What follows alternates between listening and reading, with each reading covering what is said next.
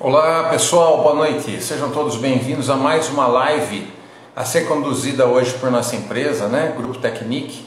Hoje nossa live vai ser bastante interessante e um pouco mais aprofundada a respeito dos aspectos relacionados à indústria 4.0, principalmente no que diz respeito a Big Data. O Big Data, na verdade, ele está dentro do contexto da indústria 4.0, mas eu diria para você que, além da indústria 4.0, o Big Data é utilizado em muitas oportunidades, em muitas situações relacionadas a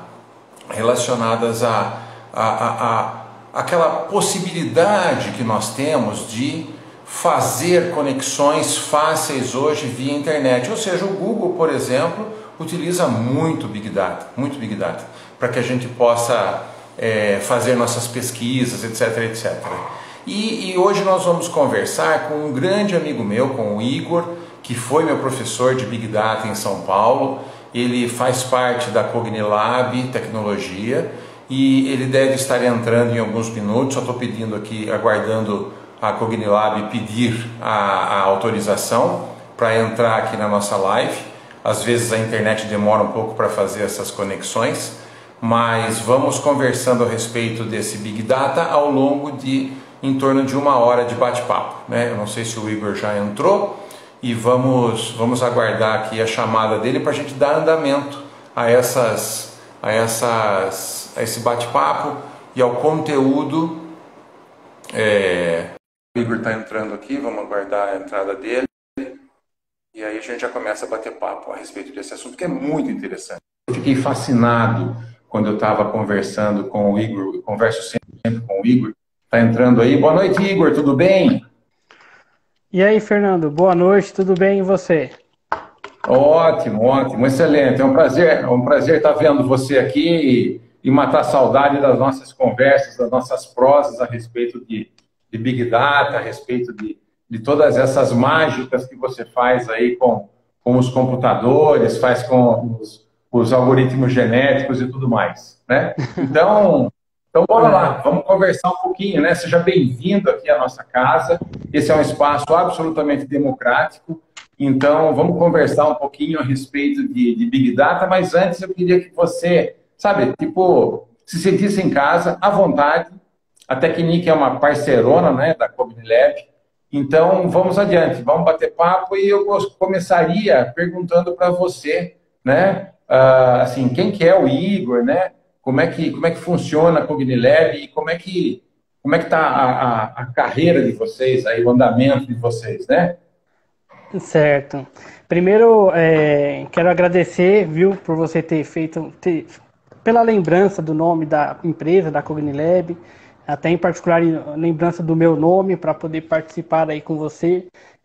Eu considero você aí um cara muito extremamente conhecedor de indústria, já batendo alguns papos aí, meu, é muito legal poder conhecer uma pessoa tão conhecedora quanto você, tá? É muito sincero o que eu tô te falando aqui. E até antes de começar a me apresentar, só para confirmar, vocês me ouvem bem? Tá cortando alguma coisa? Tá perfeito, o sinal tá ótimo, estou te vendo bem e estou te ouvindo muito bem também, e a turma toda. Então tá bom. Vou aproveitar já para poder começar a me apresentar aí para o pessoal. Aliás, né?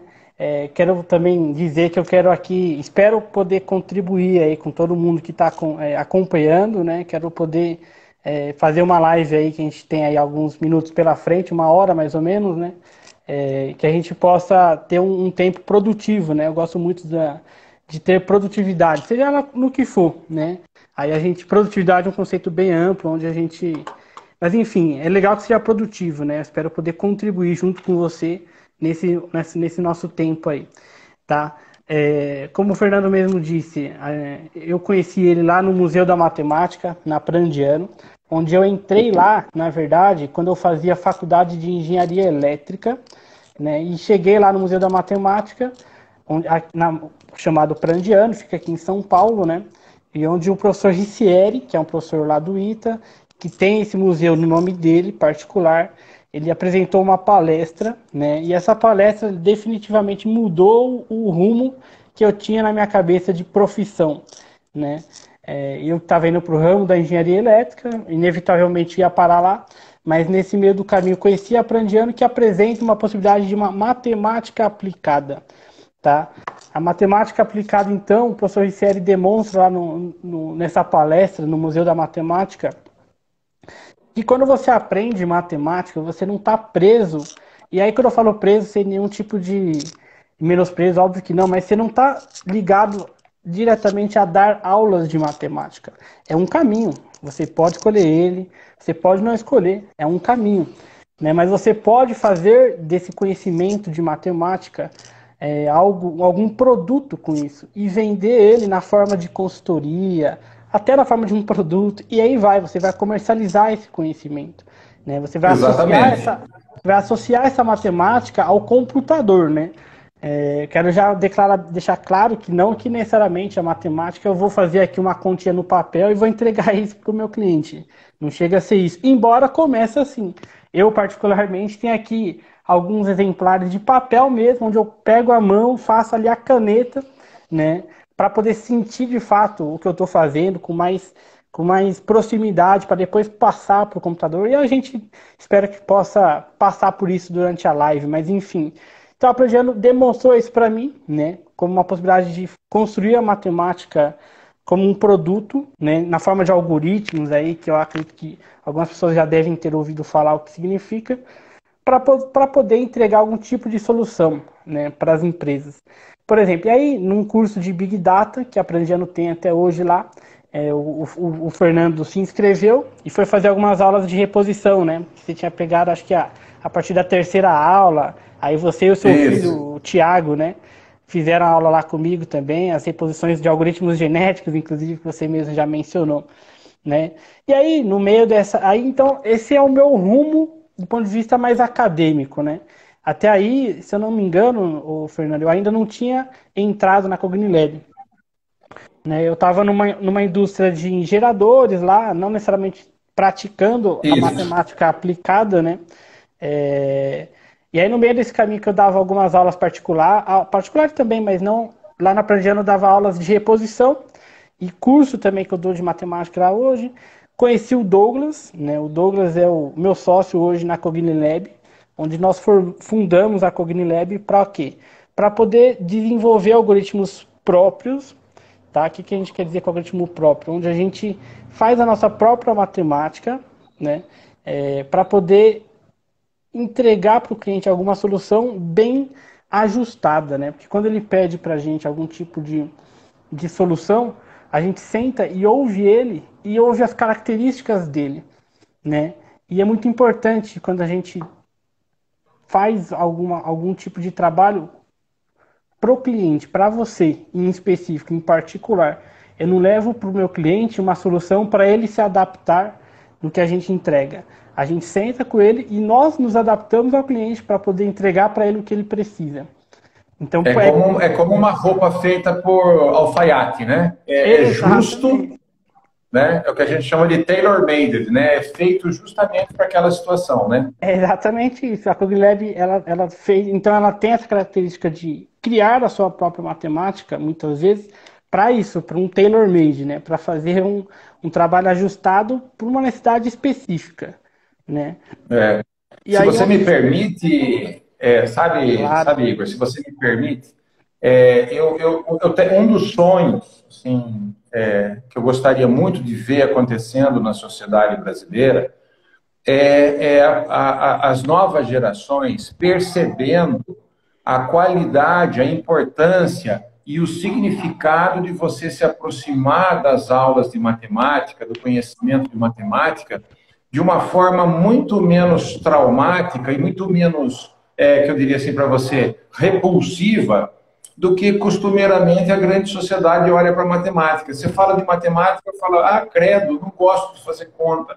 Na verdade, a matemática, né, sob minha modesta forma de olhar, é uma ciência tão bela, né, e que consegue representar tanto as realidades, né, ao redor do universo, que a gente poderia fazer um esforço, todos os pais poderiam, de certa forma, se empenhar em desenvolver esse carinho pela matemática no começo pelos seus filhos, né? Para que o pessoal, sabe, olhasse para a matemática com esse carinho que eu vejo, né?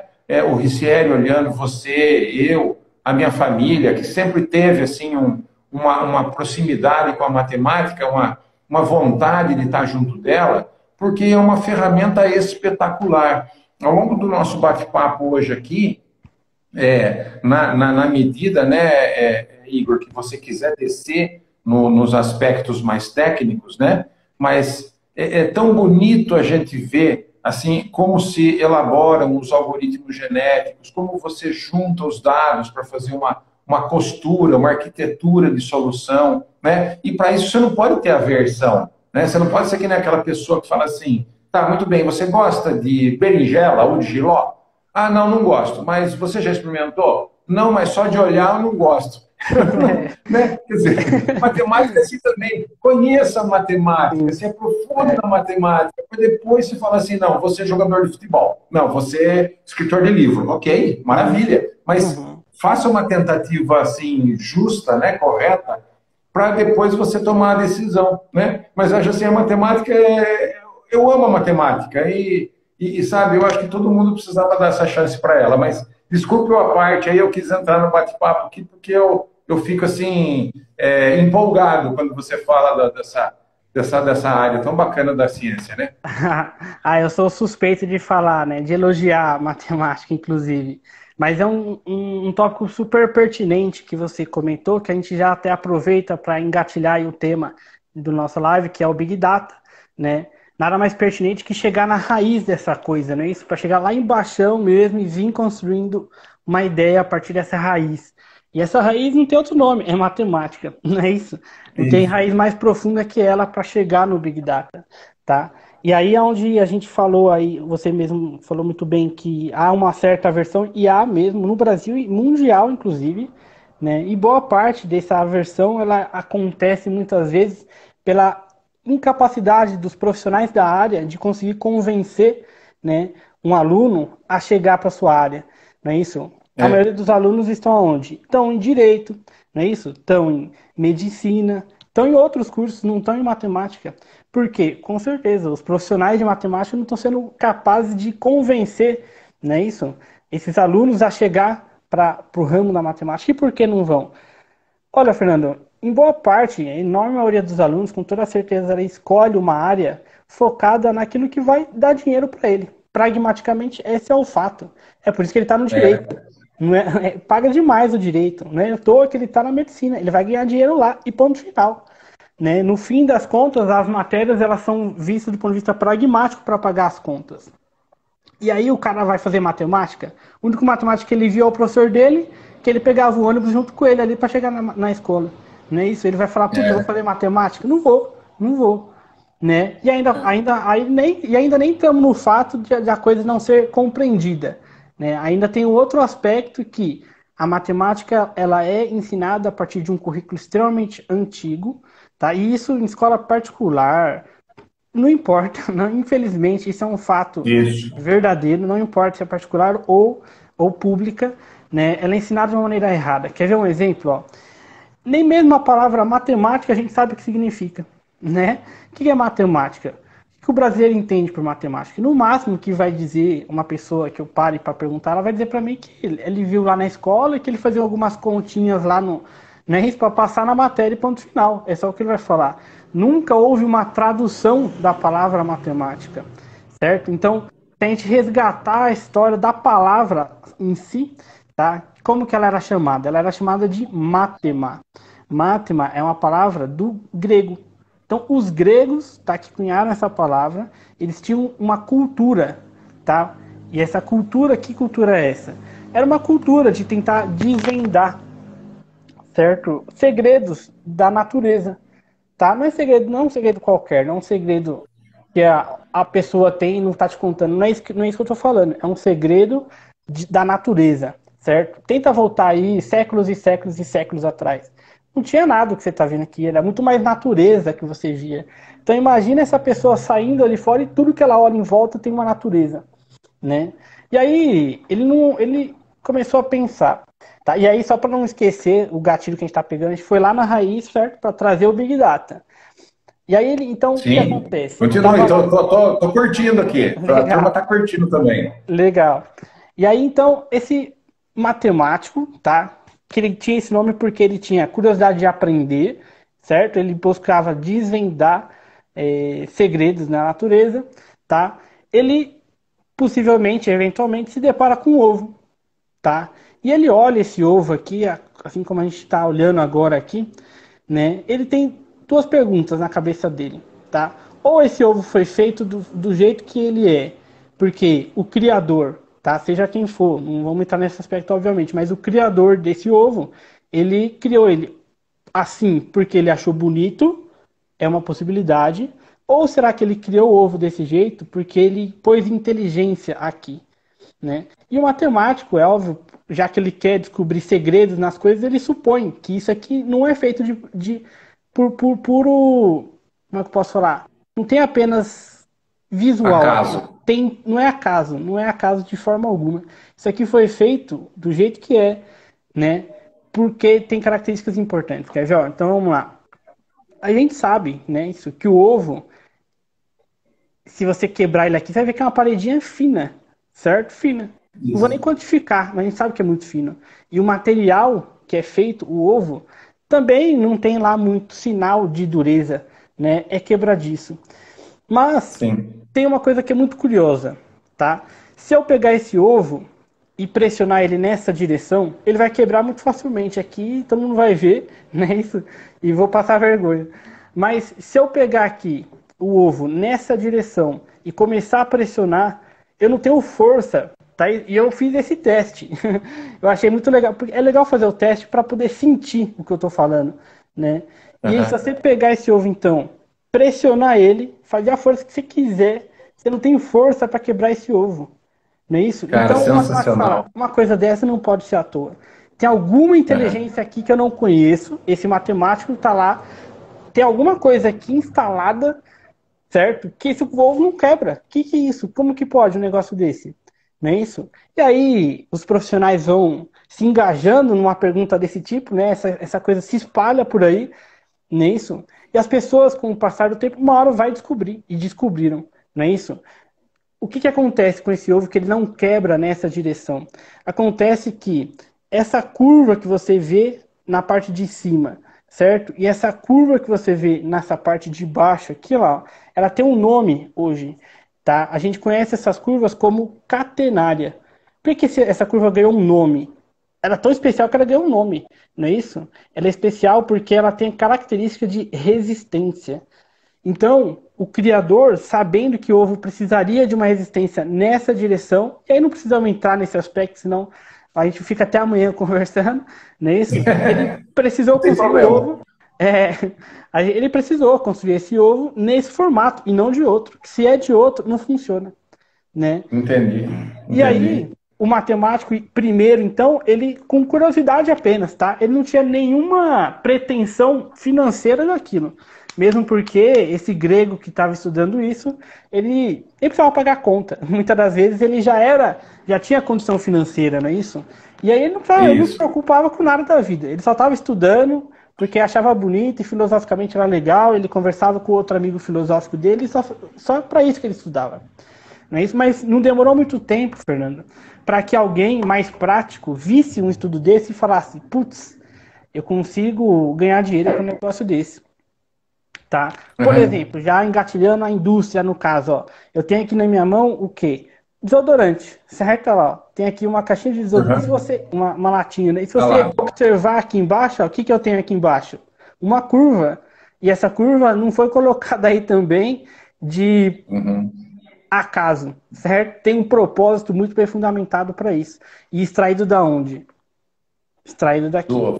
Então, tudo que a gente conversa do ponto de vista científico, seja matemática, seja física, qualquer conversa de exatas que você tem inspiração na natureza. Eu não conheço quase nenhum exemplo que não foi inspirado na natureza. Parece que a natureza já tem tudo instalado nela. E o ser humano precisa, então, buscar esse conhecimento nos elementos naturais, certo? Para aprender a inteligência instalada naquilo. Para quê? Para construir produto, para vender, porque o ser humano precisa da parte comercial também, né? Então, E vamos dizer assim, né, Igor? Sem interromper, mas vai em dando uma frente. respirada, se quiser tomar uma água aí, né? E Sim, sem interromper, digamos assim, esse é o formato mais econômico, né, que as indústrias descobrem para fazer os frascos pressurizados de aerosol, né? Porque a caternária apresentando resistência, você coloca o mínimo de parede ali e ela não vai quebrar do mesmo jeito que o ovo não quebra. perfeito, Fernando. Aí você deu uma... Exato, tá vendo? Ó? Então, para você, se você não for colocar uma curva dessa no fundo, qual o preço que você vai pagar? Você vai pagar em material. Você vai ter que jogar ali um material uma parede maior, um material mais dura, para ele poder resistir à pressão grande que tem ali dentro, não é isso? Aqui não Certo, tem uma pressão grande. Você fala muito melhor do que eu, é mais da indústria, né? Mas essa pressão que está aqui é grande. E se eu não colocar é uma um curva vasinho de dessa aqui, pressão, né, isso é daí, um né? vaso de pressão. Se eu não pôr uma curva dessa no fundo, o que vai acontecer? Ele vai estufar, não é isso? É. E ele não pode estufar de maneira nenhuma. Então, exato, tá vendo? Você atingiu uma eficiência porque usou uma inteligência ali que é só uma curva, mais nada.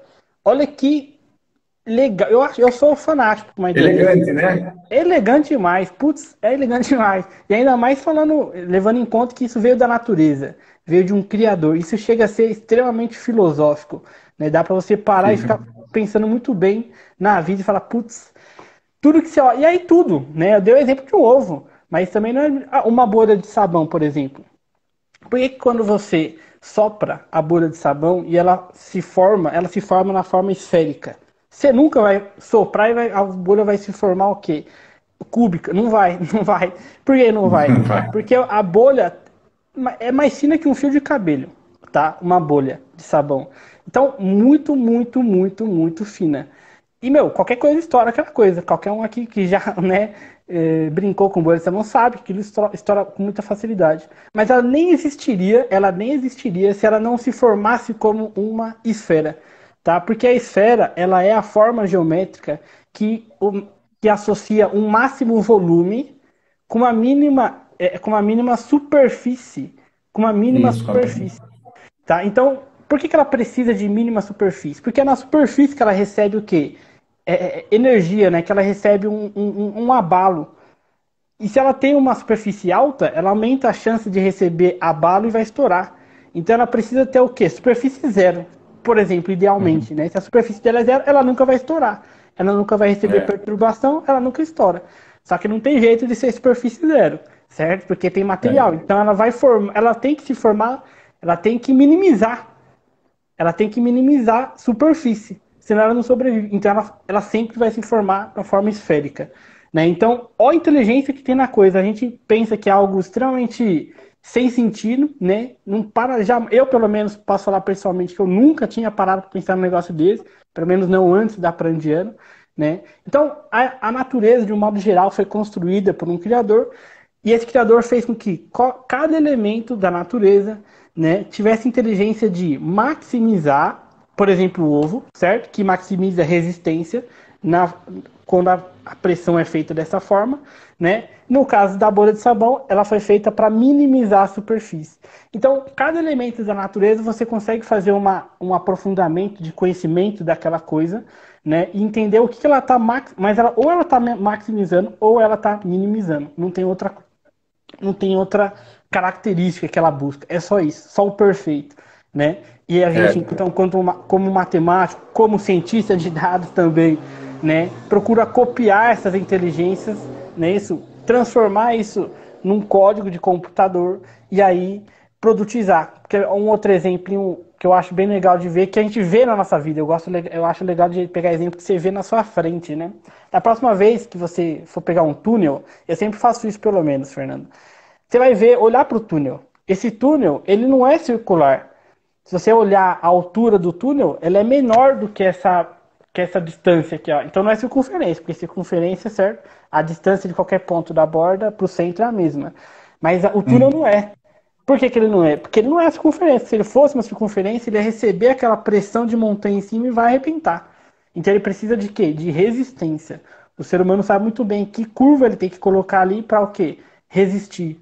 E aí vai embora. Ponte, túnel, foguete, turbina de foguete, e vai embora. Um monte de projeto que é viável a partir de uma catenária. E eu só estou falando de uma curva, né? Não estou nem entrando na cicloide, não estou nem entrando na parábola, não estou nem entrando na elipse. E aí vai embora, vai embora, vai embora, vai embora. E é muito legal de contar cada uma delas, né?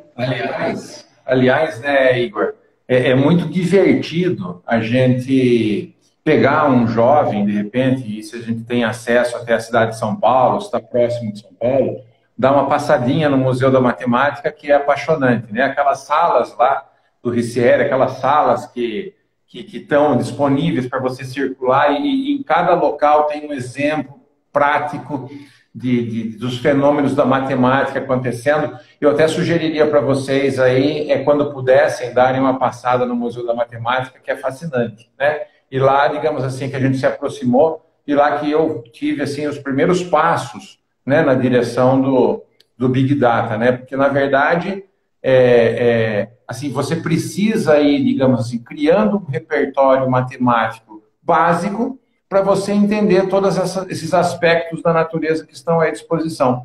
E aí, assim, uma coisa que a gente faz uma ponte bem bacana, em cima disso que você comentou, é que os fenômenos estão aí.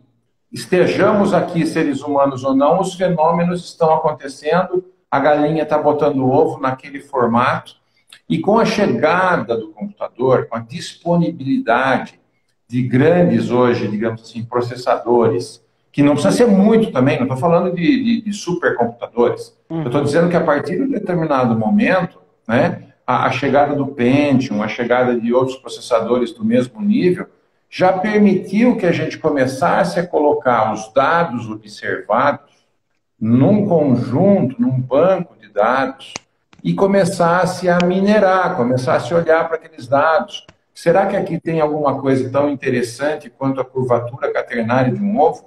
Será que aqui tem um fenômeno que está oculto e que a gente pode começar a olhar para ele de uma forma, digamos assim, um pouco mais compreensível? Porque a gente enxerga muito assim em 3 dimensões só, né, Igor? Quando, na verdade, existem inúmeras dimensões que acabam funcionando como variáveis para um determinado evento, e que o trabalho do matemático, o trabalho do cientista de dados, ele faz com que a gente comece a desvendar e a gente comece a descobrir, talvez, savings, economias, mudanças de paradigma, né? E aí, em cima disso, a gente comece a se transformar em algo mais produtivo. Quando você falou de produtividade, né, e, digamos assim, pragmatismo, eu sou, digamos assim, um admirador muito grande do Google, né?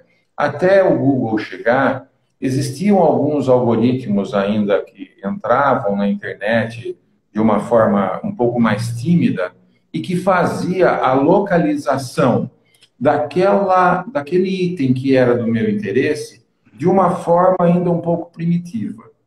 Com a chegada do Google, e atrás do Google existe tratamento de dados, existe Big Data, existe ciência de dados, as pesquisas passaram a ser muito mais assertivas, né? Eu entrava ali com alguma questão relacionada à indústria, por exemplo, né? Vasos de pressão e tudo mais, pela minha experiência anterior no Google, ele já pegava mais ou menos o meu mindset, ele já pegava as pesquisas feitas anteriormente e ele me ofertava alguma coisa muito mais, digamos assim, útil do que inútil, né? E cada vez mais, com mais dados que eu acabasse fornecendo para o Google, né, ele mais assertivo ficava, mais ele acertava. Então, quer dizer, o Big Data já está do nosso lado, né? Há muito tempo, a gente pode dizer, não olhando, digamos, o perfil da humanidade, faz muito pouco tempo, né? Faz alguns anos atrás. Mas ele já está aí, e a gente muitas vezes não percebe que o Big Data está ao nosso lado, né? Fazendo indicações, digamos, de filme, né? Quando você entra no Netflix da vida, o cara fala assim, olha, cara, para você, Fernando, pelo que você tem assistido aqui, eu sugiro esses filmes. Não é um acaso também, minha esposa. Oi? Também não é um acaso também, né? Não é acaso, do mesmo jeito, né? Te Então, o que que conheço. você quer comentar alguma coisa aí a respeito dessa questão, fazer o link da Eu quero. matemática com o Big Data e a gente vai, né? Aham. Quer Eu ver, acho ó? que é legal. Vamos fazer, quer ver? Eu até queria fazer um paralelo com o professor Ricieri, que ele fala muito assim lá no curso, que o século XIX foram dos médicos, onde a medicina evoluiu bastante, tá? O século XX, ele diz que foram dos físicos, com os foguetes, que, meu, tomaram conta do século XX, né? Então os físicos ganharam o século XX e o século XXI é dos dados. Então, vamos lá, quer ver? Para fazer então esse paralelo, eu quero dizer o seguinte: o matemático então ele saiu, né, de uma certa forma de observar elementos naturais para observar os dados, né? Isso ele tirava antes os conhecimentos a partir dos elementos da natureza e hoje ele retira muito mais dos dados, né? Então, o que aconteceu que ele teve que mudar de estratégia? Aconteceu que os problemas, Fernando, do século, imagina, do século XVI, XVII, né, eles vão sendo resolvidos, vão surgindo novos, né? Então os problemas ele vai sempre se atualizando também, tudo se atualiza, né? Os problemas não são diferentes, eles vão se atualizando. E aí, Fernando, o matemático ele começou a se deparar com um problema grave, que é resolver equações diferenciais, tá? Resolver integrais, são problemas que até hoje não são resolvidas com perfeição. Então aquela perfeição que a matemática vinha tendo, vindo, né, meu, resolvendo tudo com muita beleza e com muita perfeição até, ela começou a esbarrar num problema de que ela não sabe resolver até hoje, não é isso? Então o matemático começou a perder força. E aí aconteceu o surgimento do computador, que você já citou, né? O computador foi evoluindo, hoje a gente tem uma máquina extremamente potente em casa mesmo, né? E é o que acontece. Então o problema de resolver aquelas equações diferenciais barrou o matemático de usar a natureza como um elemento básico, como um minério, né? Isso aqui era o minério para ele produzir o produto dele, né? Deixou de ser entre aspas, tá?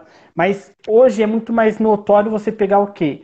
Uma tabela, vai, para chegar um pouco mais próximo das pessoas no geral, tá? Imagina o que é um banco de dados? O que é uma base de dados? Pode imaginar como uma tabelinha de Excel, não é isso? Que tem lá colunas e linhas. Por exemplo, você tem ali, vamos dizer que você precisa fazer um algoritmo, então, que procura fazer um diagnóstico médico. Um Covid-19, por exemplo, tá? Então, o hospital ele recebe lá os seus pacientes, né, isso, e coleta informações, né, tanto pessoais da pessoa como sintomas e associa isso ao seu caso como um todo, né? Então, você se torna uma linha da tabelinha do Excel desse hospital, né? E acaba se tornando a gente cientista de dados entende isso como uma lição, né? E aí depois de você vai chegar um outro paciente ali, outras características com outra linha, é uma outra pessoa, né? Para o cientista de dados é uma outra lição. Não é à toa essa palavra lição. Ele vai aprender com elas, né? Então imagina que nesse hospital vai se formando essa tabela e ela ganha um volume de informações, certo? De linhas, tá? E aí, assim como o matemático lá atrás teve que supor que aquele ovo foi feito de uma maneira especial, que não é aleatório, o cientista de dados, quando ele olha para aquela tabela, né, ele supõe também, inicialmente, embora hoje mostre que foi uma suposição correta, né, ele supõe que aquela base de dados não é à toa, né? Tem ali, naquela base de dados, alguma coisa que a gente, ser humano, consegue enxergar, né? Porque é tudo número, o ser Isso humano mesmo. perdeu a capacidade de enxergar o problema, né? Mas ele supõe que ali dentro tem alguma regra que faz, por exemplo, vamos supor, vou colocar aqui alguns exemplos. Imagina que uma pergunta que essa pessoa do hospital te faz é assim, ó, qual o tamanho do seu pé, tá? Por exemplo. Aí você fala, putz, o tamanho do meu pé, né? Aí você fala, por exemplo, 36, 37, 40, que seja, né? Por que ele está coletando essa informação? Porque os estudos feitos em cima, de Covid-19, por exemplo, sugere que o tamanho do pé da pessoa é uma informação relevante para o modelo decidir se você deve tomar o remédio A ou o remédio B, né? Se você deve fazer o exame A ou o exame B, né? O hospital, o médico, então, ele vai utilizar a ferramenta ali para um computador, por exemplo, né? Vai colocar suas informações lá e o computador vai sugerir sugerir, é uma palavra que a gente tem que ter, sugerir, ele não vai mandar, quem manda é o médico, mas ele vai sugerir para o médico um tratamento específico de acordo com, né? Esse computador ele vai buscar lá dentro dessa base de dados casos parecidos com o seu, não é isso?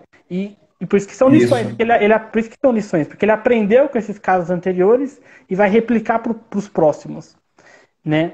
Então, existe provavelmente naquela tabela alguma regra que define se a pessoa vai ser um caso grave, se ela vai ser um caso leve, se ela vai para UTI, se ela não vai, não é isso? E aí as perguntas são fundamentais, né? Onde, por exemplo, o tamanho do pé não é, né? Para deixar bem claro, o É. tamanho do pé não é, de fato, mas precisa ser testado. A gente, enquanto cientista de dados, se eu tenho essa informação no meu banco, não vai ser eu que vou remover essa coluna de lá, dizer que tamanho do pé não tem nada a ver. Pode ter, e se tiver, né? Aí a gente faz os testes, o modelo vai decidir para, o tamanho do pé, esquece, não precisa nem perguntar, isso não tem nada a ver. Agora, pergunta, por exemplo, quer ver? Até teve um caso recente de um brasileiro, tá? Acho que do Mato Grosso, que fez um aparelho que coletava saliva. É verdade, olha lá.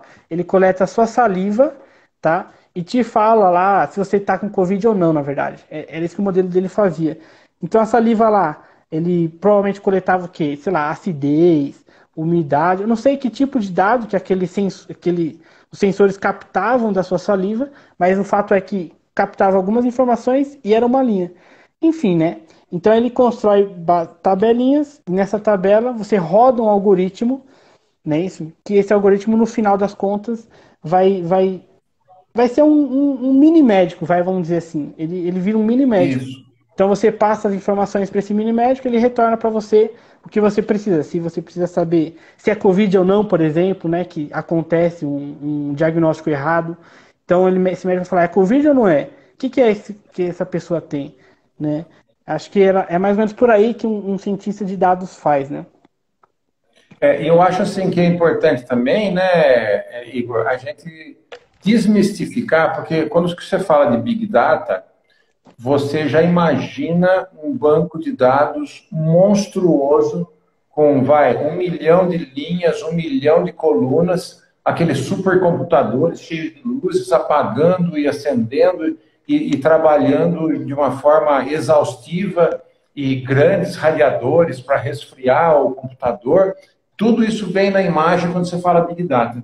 Mas assim, eu tenho a sensação de que o Big Data, ele é, digamos, uma metodologia de trabalho com dados que você começa com aquilo que você tem, né? Você não precisa ficar 6 anos estudando a sua planta da indústria, colhendo dados, para depois falar assim, agora eu estou pronto para fazer as minhas avaliações em cima de metodologias de Big Data. Por certo, como você falou das lições, você começa, digamos assim, com aquilo que você tem, e na medida que você puder, você vai acrescentando mais linhas, né?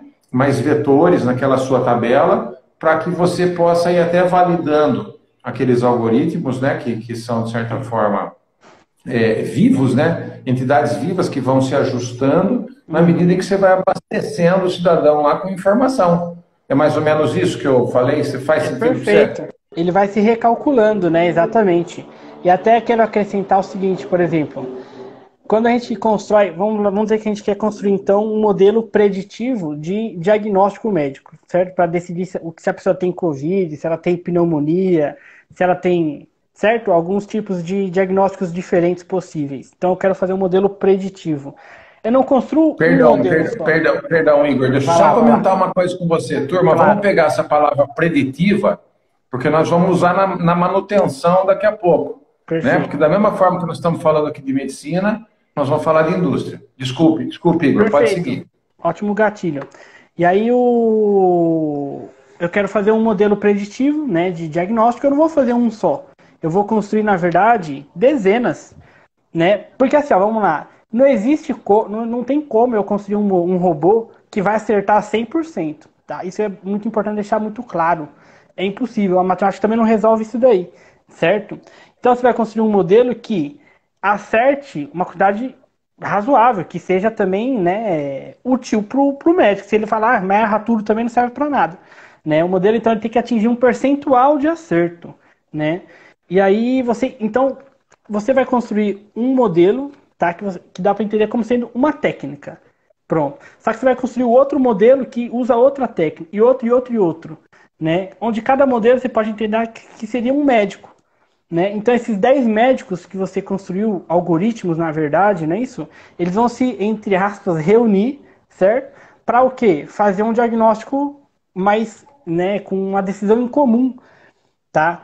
Então, por que eu comentei isso? Além de essa característica que o Fernando citou, de que cada linha que vai entrando, ele vai reutilizando para aprender mais. Tudo que ele errou, ele reaprende e já não vai errar para a próxima, por hipótese. Então ele tem essa característica dinâmica de aprender conforme cada vez que for entrando novas informações.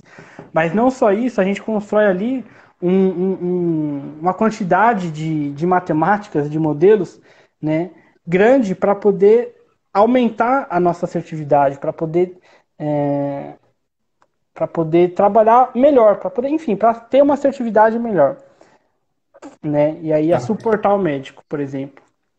O que você está dizendo com isso, né, Igor, é que assim, quando a gente ia lá para as aulas lá da Prandiano, né, a gente aprendia a cada fim de semana, a gente aprendia uma metodologia de ataque dos dados, né? Exato. Então, uma vez era algoritmo genético, outra vez era clusterização, outra vez era outra ferramenta, ou seja, e a gente observava que a gente precisa ter um conjunto grande, né, de abordagens diferentes até a gente acabar decidindo por 2 ou 3 metodologias de Big Data, todas elas fundamentadas nos dados, né, disponíveis, para que a gente começasse a tirar dali alguns insights, começasse a tirar dali, digamos assim, algumas conclusões que o olho humano acaba não conseguindo enxergar. Mais ou menos isso, sim? É exatamente isso. Né? A gente usa de um grupo de técnicas e não de apenas uma. E o que a gente... E agora sim, vamos lá. Você precisa ter um supercomputador para fazer isso? Um computador de casa muitas vezes já resolve. Aliás, Fernando, eu quero até citar aqui um trabalho meu atual. A gente está trabalhando com visão computacional, tá? E a gente sabe, computadorzinho de Raspberry, coisa do tipo, dá para fazer processamento de imagem, por exemplo, tá? Que é um processamento extremamente pesado, tá? A gente consegue fazer processamento de imagem com um mini computador de R$ 500, que é um Raspberry. Então, de modo Aqueles algum, tipo Arduino, aquelas coisas assim? Exatamente, até com Arduino dá para ser feito. Né? E a gente, por exemplo, e aí para que a gente faz um computador tão barato, né? Para poder pulverizar, por exemplo, certo? Porque imagina, você vai ter que comprar um computador de R$ 3.000 para poder colocar em cada base, que seja, vai encarecer o projeto. Então você instala muitas vezes na indústria, na verdade, um computador desse tipo, né? Um Arduino que seja, um Raspberry, e aí N modelos que vão ter, né? Então não precisa ter, muitas vezes não precisa ter super processamento. Agora, na medida que você sabe que você tem um computador específico, você sabe o poder de processamento que ele tem, aí tá vendo? Por isso que é a importância de você conhecer um conjunto de técnicas muito grande. Porque uma técnica A não vai se adaptar bem no computador que tem processamento pequeno, porque vai onerar muito ele, né? Então você vai lá, pega a técnica B, e que ela é bem menos onerosa do ponto de vista computacional, né? E esse computador consegue rodar ele sem esquentar, sem diminuir vida útil. Então, né, a importância de você ter essa coleção grande de algoritmos é essa, de você poder, é onde você especifica, certo? O projeto exige que você precisa trabalhar com Raspberry, tudo bem. A gente consegue fazer o nosso modelo aqui e vamos rodar ele no Raspberry, sem problema nenhum. Ou no Arduino, o que for, na verdade, né? Tem chance da gente utilizar, digamos, linguagens assim, tipo visual ou map data? O que é usado daí como, digamos assim, como software para a gente trabalhar esses dados? Excel, dá para fazer alguma coisa de Big Data em Excel, por exemplo, que é algo que está mais perto da gente? Do ponto de vista matemático, que é onde eu fico mais, tá, Fernando? É possível com qualquer linguagem que tenha lógica, tá? Por exemplo, HTML. Não dá. HTML é uma linguagem, certo, posicional, para você montar visualmente a coisa, né? Então ele não tem lá lógica, por exemplo, essas linguagens que tem a if, for, tá? De uma maneira bem rústica, Isso. que if é o quê? Para fazer comparações, for para fazer repetições. Só isso que precisa ter para construir do ponto de vista matemático de verdade, tá? Agora, é muito clássico a gente falar de linguagens como Python ou como R, tá? Para isso, É, mas por é que muito que é tão... famosa, né? É. Mas por que que acontece isso, Fernando? Por que que elas são famosas desse jeito? São famosas porque são linguagens que existem, como é que eu posso falar? Trabalhos feitos pela comunidade, né? São linguagens abertas, certo? Onde linguagem aberta significa o quê? Significa que você não paga para ter ela, você simplesmente instala no seu computador, desenvolve, né? E eles criam uma comunidade de desenvolvimento de software aberto, que chama open source, né? E eles postam na internet, fiz um trabalho, né, de um algoritmo que pega uma base de dados de hospital e verifica se a pessoa tem Covid, se ela tem pneumonia, se ela tem sei lá o quê. Então você pega esse código feito por outra pessoa, tá? Aprende a usar Como o se cara. fosse uma biblioteca, né? É uma biblioteca, ele pega um livro, é tipo um livro, certo? Então essa comunidade desenvolve em livros e coloca nas prateleiras, né? E os fóruns são lugares onde alguém que quer buscar algum tipo de trabalho de outra pessoa que fez antes, procura, putz, eu preciso de um trabalho desse tipo, pega esse livrinho e usa para desenvolver o trabalho dele. E Excel, por exemplo, que a linguagem é o VBA, não tem tanto suporte do ponto de vista científico, né? Não tem uma comunidade de pessoas que desenvolveram em Excel. Então, essa é uma Verdade. das características que o Excel não é muito utilizado para isso. E tem outras também, tá? Mas essa é uma. A comunidade do Python e do R são as maiores, tá? Então, são as que são mais Tá. conhecidas para isso daí. Agora, quer ver, ó? Do ponto de vista de biblioteca em si, né? Tem diversos. No Python lá, eu pelo menos trabalho mais com o Python. Nunca, na verdade, nem vi o R, tá? Só trabalho com o Python para fazer desenvolvimentos. Dos que eu já fiz tudo com o Python, tá? Mas eu, particularmente, tá? Não dou nenhum importe. Aí é onde o valor da Prandiano me fica bem latente mesmo, tá? Nenhum trabalho que eu fiz até hoje, pelo menos, eu precisei dar importe de nada, tá? Importe quer dizer o quê? Eu nunca fui buscar trabalho de outra pessoa, basicamente, do ponto de vista de código. Eu sempre desenvolvi o meu, até agora, né? Tem 1 ano e meio lá na Tá. Coding Lab, do que me apareceu, tá? Eu pude fazer por conta própria, tá? E por que que eu vejo muito valor nisso, tá, Fernando? Eu acredito Tá. que um projeto, tá? Ele obviamente pode ser medido o seu valor a partir de reais. Quantos reais entrou na conta da empresa com esse projeto? Tudo bem, você pode medir o Isso. trabalho em reais também, tá? Mas eu acho Tá. que o maior valor, tá, que um projeto traz para a empresa é muito mais. Não dá para ser medido em reais. Aliás, não dá para ser medido em nada. É a sua experiência. É o que você evolui, tá? De ter entrado putz, lá no Uau. maior detalhe do negócio, coisa que você imaginava que seria simples muitas vezes, tá? Quando eu Sim. estava num projeto, eu falava, tá, essa parte vai ser fácil. Quando eu chego lá, Fernando, acontece que eu não percebi um detalhe que entrava uma coisa que não deixa acontecer o que eu pensei que fosse fácil. E aí, Entendi. resolver esse problema é de uma evolução científica muito grande, tá? E aí, por exemplo, quando você chega nesse detalhe lá fundo, desse jeito, por que ele tem tanto valor? Tem tanto valor porque você vai evoluir, vai entregar aquele projeto. Só que isso ficou para você para sempre. Amanhã vai chegar outro projeto. E você vai utilizar boa parte dos conhecimentos daquele projeto para esse aqui também, né? Meu, Isso. olha o valor que isso vai ter então. Esse valor do conhecimento ele vai se propagar para todos os seus projetos. Ele não ficou naquele só. Enquanto aquele projeto, os reais que ele deu ficou ali. No máximo te ajudou a contratar Perfeito. alguém, o que for. Mas a evolução, por isso que a matemática tem, né? E a gente volta a reforçar o valor da matemática, né? Você pode sim entrar na área de Big Data, inteligência artificial, né? Utilizando das bibliotecas sem absolutamente nenhum problema, tá? É óbvio, extremamente valioso. Não preciso, isso aí rende muito para muita gente, para muita empresa, tá bom?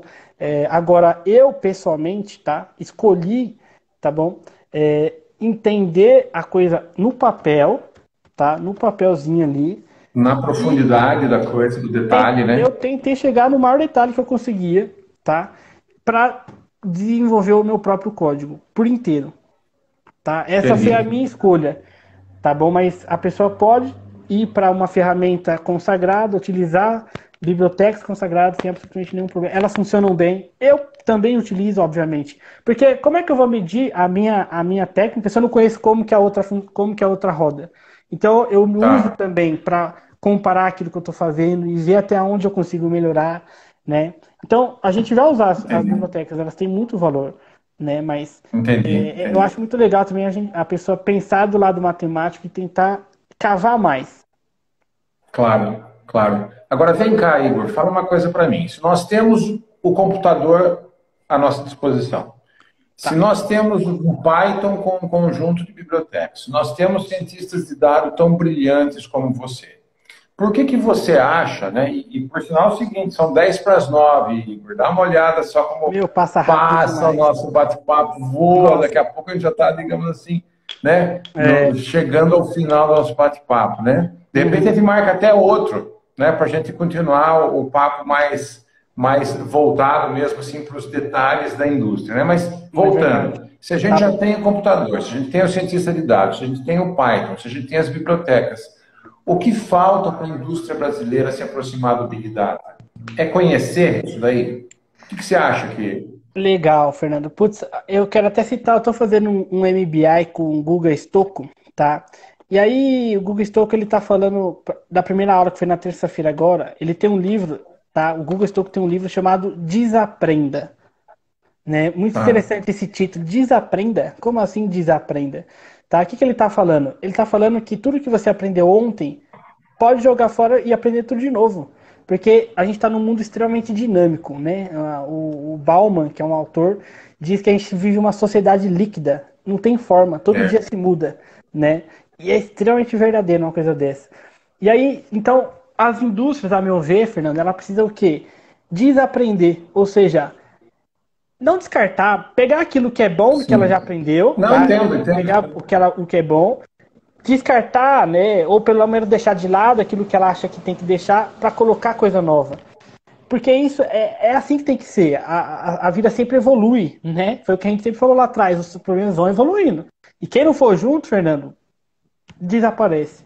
Né? A vida Não, ela é seletiva e nesse aí sentido. você vê o quanto que as grandes empresas voltadas para a tecnologia, elas revolucionam o mundo, revolucionam a sociedade, enquanto os grandes fabricantes, né, de equipamentos, sejam automóveis, seja o que, se ele não se reinventar, como a Tesla, por exemplo, né, Uhum. se reinventa cada dia e traz cada, digamos assim, disrupção, né, e de inovação fantástico a cada, digamos, 6 meses tem uma novidade, lá tem o dono da Tesla lá trazendo novidade para nós, vai ficando para trás. E, inclusive, o valor das empresas, você vê que vai se movimentando, né?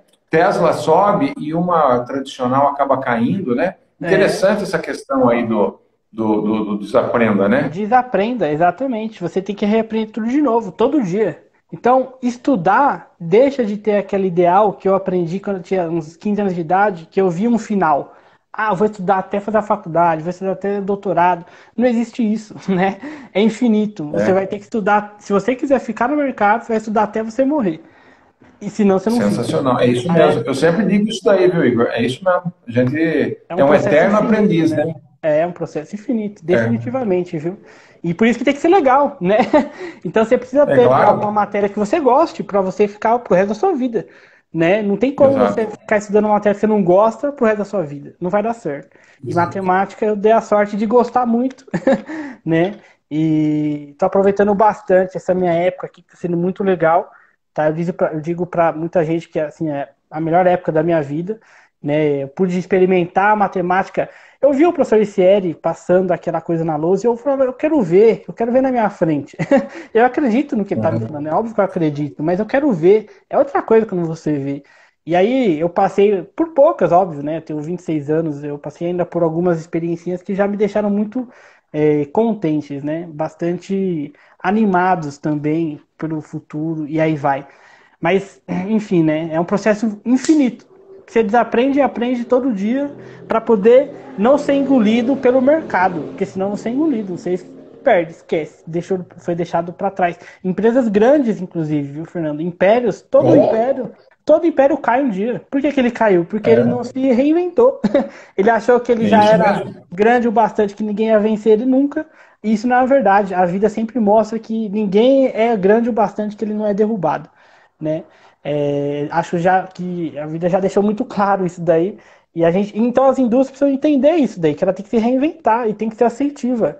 E tem que investir, tem que fomentar, né, desenvolvimento daquilo que ela precisa, né? Matemática, física, e tudo vai, cientista de dados, né? Até filosofia. Quer ver, o Google. Relações humanas, né? Isso, Relações de humanas tudo. têm mudado muito, né? Filosofia, o Google Stock, pelo menos, ele citou um caso de filosofia, por exemplo, o carro autônomo. Por que que ele não está entre um dos, né, motivos que o carro autônomo não entra ainda em vigor, tá? Meu, tem um problema filosófico muito grande nele. Por exemplo, a pessoa está andando no carro da Tesla ali, né? O carro está dirigindo sozinho. Uma criança Sozinho. atravessa na frente do nada. A criança, ela pode acabar atravessando meio que, né, de repente.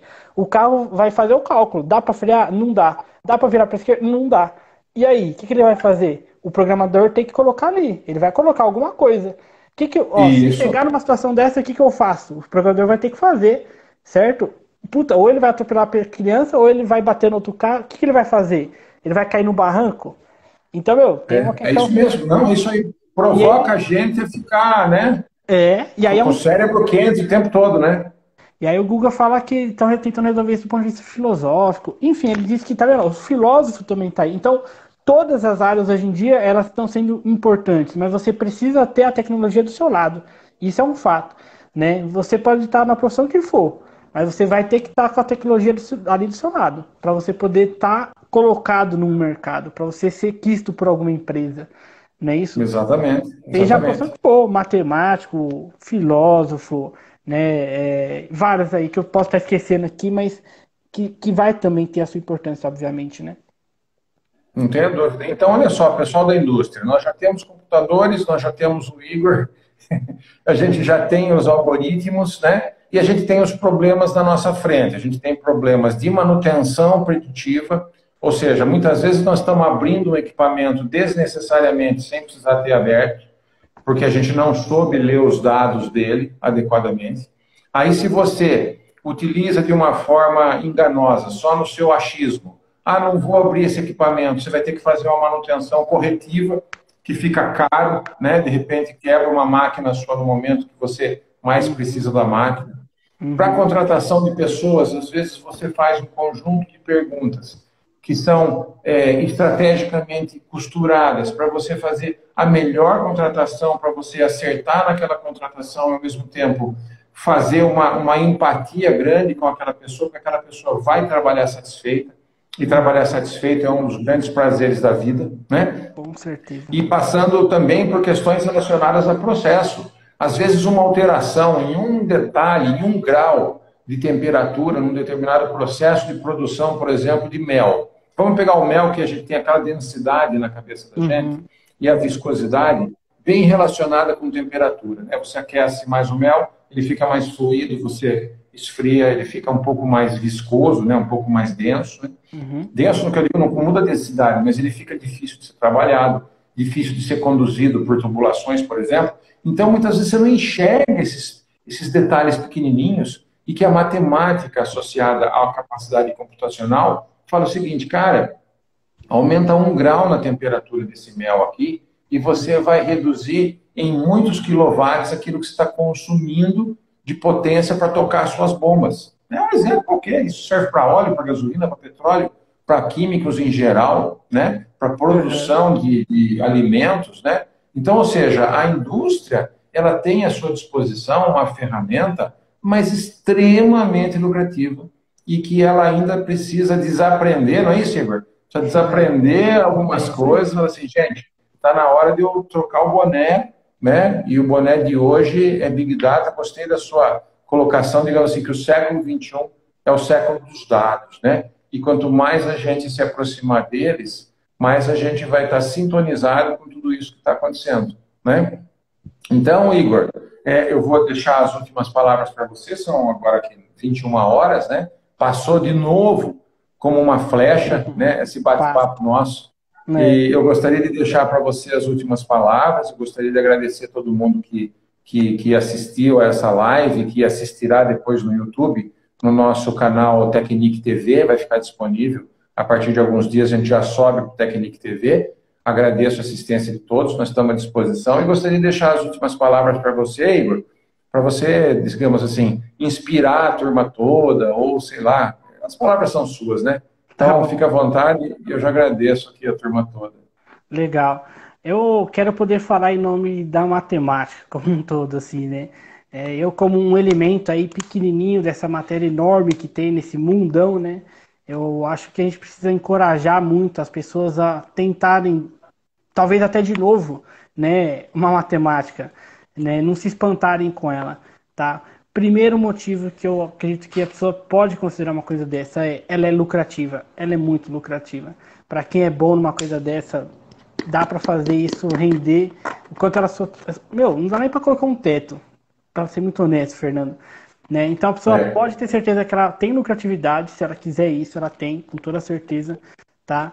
Ela é uma matéria extremamente intrigante, mas muito legal de colocar para pensar até filosoficamente, né? Às vezes você pensar de uma maneira claro. meio existencial, né? Eu para mim, assim, gosto de fazer esse tipo de raciocínio, eu acho muito legal. É, você coloca essa coisa na prática, né? Vê que ela sai dali do papel e ganha vida na sua frente, né? Eu já usei, por exemplo, nos meus trabalhos, solução de equação do segundo grau, né? Eu já usei o Pitágoras, eu já usei geometria analítica, já usei trigonometria. E, meu, foi muito bom quando eu vi essa coisa. Eu falei, meu, você não usa para alguma coisa. Olha que legal, você não É, usa, você não usa, você não existe, você não existe, né? Então, é muito legal de poder trabalhar com a matemática, tá? E além de ser legal, ela é onde você ganha o poder de, meu, fazer.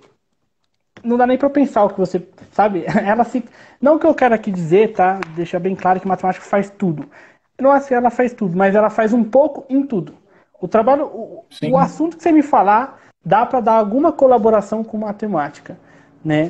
Então acho que a gente, tá, e só para acabar mesmo, tá, Fernando? Essas últimas palavras mesmo, tá? Por que, que muitas vezes a gente não aprendeu matemática? Porque ela foi ensinada errada. Mas ensinada errada como? Ensinada errada porque ela nunca foi traduzida pra gente. Nem a palavra matemática é traduzido. Que a gente falou lá que matemática traduzida deveria ser o quê? Decodificar. Decodificar é a palavra certa para matemática, e não matemática, tá? Puta, decodificar tem muito mais sentido que matemática, tá? Mas a pergunta é, e raiz quadrada? O que é raiz quadrada? Também não está traduzido, né? E logaritmo entendi. também não está traduzido, derivada também não está, nada está traduzido para a gente, nada, nada, nada, né? Então, o que acontece? A gente foi ensinado errado, por isso que você não, pode não ter aprendido muita coisa em matemática, por exemplo, alguém, né, que esteja assistindo aí. Então, se encontrar uma escola correta, que eu não estou nem falando do museu específico, tá? Tem escolas que ensinam do jeito certo, é buscar elas, tá? Achar, por exemplo, a Universidade 42, me parece ser um, meu, eu ainda não entrei lá para ter certeza, mas me parece ser uma escola boa também. Então, eu não estou querendo aqui ser partidário. Eu só quero que. Eu estou falando da Sim, matemática. E a matemática ela não está presa para indiano, ao museu. Né? Então, se a claro. pessoa encontrar onde ela for para poder desenvolver a parte de matemática, é o que eu gosto de colaborar. Né? É o que eu gosto de ver crescendo. Assim. Então, acho que as minhas últimas palavras são para poder tentar aí, de alguma forma, estimular o crescimento da matemática. E a matemática precisa das pessoas, né? Então, que mais pessoas chegam aí para esse ramo que eu gosto tanto. Legal, Igor. Olha, muitíssimo obrigado. Eu acho que essas últimas palavras suas são muito inspiradoras e serve como uma provocação, serve como um convite para a gente ir em direção ao conhecimento, ir em direção à matemática. É brutal a diferença que a gente tem quando a gente tem acesso a bons professores. Vamos estimular bons professores, vamos estimular pessoas a serem bons professores, né, que nós estamos Isso. precisando muito. E o Uhum. resultado disso é um país melhor, é um país mais econômico, é um país mais produtivo. A gente Eficiente. sofre tanto nesse país aqui por distanciamento de conhecimento. A gente sempre prega o conhecimento correto, conhecimento, digamos assim, limpo, cristalino, né? E vamos adiante com todo esse desafio nosso. juntos, sinta-se em casa, aqui esse espaço é absolutamente democrático, né? E vamos continuar conversando, e o pessoal que está assistindo, muito obrigado e nos ajude, né, nessa missão de desenvolver conhecimento, de espalhar as possibilidades para que a gente tenha um mundo melhor. Tá joia? Legal. Isso aí, Fernando. Obrigado Então aí. tá joia. Então, Igor, um grande abraço a todo mundo que assistiu, muito obrigado, e logo sobe isso daí para o YouTube. Até a próxima, Obrigadão. pessoal. Muito obrigado. Boa noite, bom Tchau, descanso. tchau. Boa noite. Bom descanso aí para todo Tchau. mundo. Tchau, tchau.